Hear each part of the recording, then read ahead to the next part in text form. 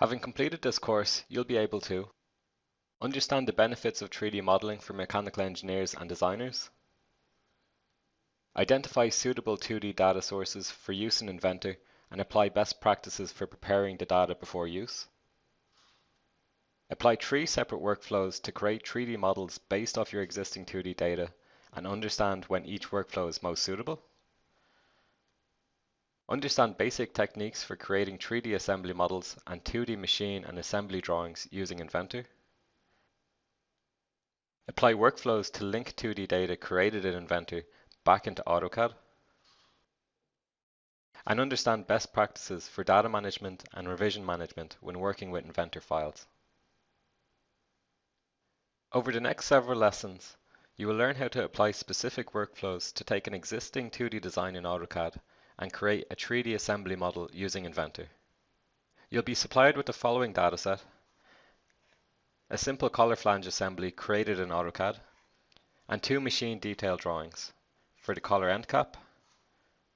and collar insert. I will demonstrate 3 workflows to allow us to take these 2D drawings and use them to create 3D models in Inventor.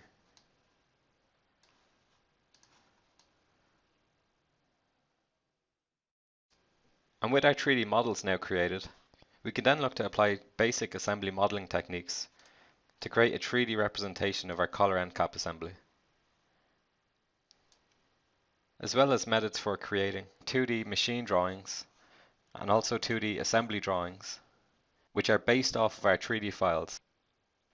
Should your final project deliverable require you to provide an AutoCAD drawing,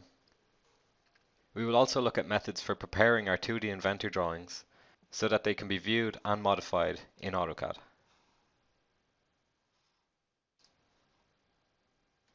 Finally, we'll learn the differences between how Inventor and AutoCAD manages its data, and learn best practices for data management and revision management for our newly created Inventor files.